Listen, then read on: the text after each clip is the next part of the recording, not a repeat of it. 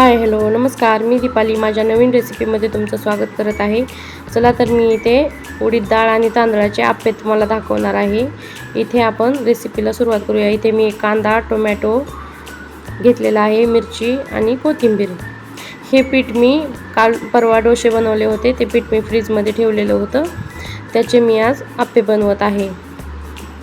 इथे सर्वप्रथम मी या बॅटरमध्ये अर्धी वाटी बारीक चिरलेला कांदा घालत आहे। इथे मी एक छोटा टोमॅटो चिरून घेतलेला होता, तो घातलेला आहे। त्यावर 2 हिरव्या मिरच्या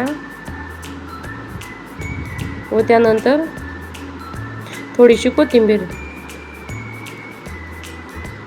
आता आपल्याला इथे सर्व बॅटर हलवून घ्यायचे आहे चमच्याने। व मी इथे चवीपुरतं मीठ पण घातलेलं आहे।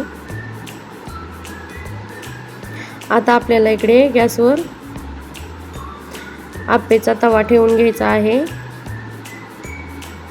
इथे तुम्ही पहा, गरम झालेला आहे। त्यावर चमच्याने थोडे थोडे तेल घालून घ्या व पकडीने थोडं सर्व प्रकारे त्याला तेल लावून घ्या। आता आपल्याला चमच्याने सर्व प्रकारचे आप्पे त्यामध्ये घालायचे आहेत। इथे तुम्ही पहा, फुगून मोठे होतात, त्यामुळे तुम्ही बॅटर थोडंच घाला। आता आपण त्यावर वरती थोडंसं तेल टाकून आपण त्याच्यावर झाकण ठेवूया 2 ते 3 मिनिटे। गॅसची फ्लेम तुम्ही मीडियमच ठेवा, जास्त ठेवू नका। इथे तुम्ही पहा किती छान अशा प्रकारचे आपले आप्पे फुगलेले आहेत। आता आपल्याला त्यावर आणखी थोडेसे तेल घालून घ्यायचे आहे,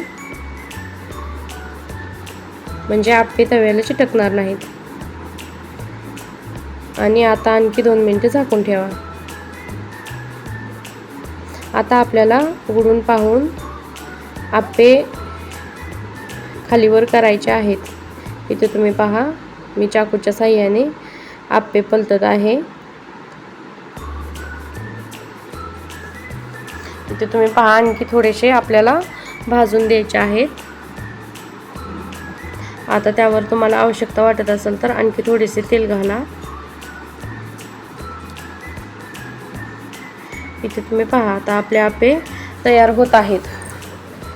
तुम्हाला माझी आप्पेची रेसिपी कशी वाटली नक्की सांगा। आवडली तर लाईक करा, शेअर करा, सबस्क्राईब करा। चला तर मग आपले इथे आप्पे तयार आहेत। आता आपण सर्व आप्पे एका प्लेटमध्ये काढून घेऊया। इथे तुम्ही पहा, या प्लेटमध्ये इथे तुम्ही नारळाच्या चटणीसोबत पण खाऊ शकता, पण मी इथे सॉस घेतलेला आहे। चला तर मग भेटूया आपण अशाच एका अनोख्या रेसिपीमध्ये। धन्यवाद, तोपर्यंत बाय बाय।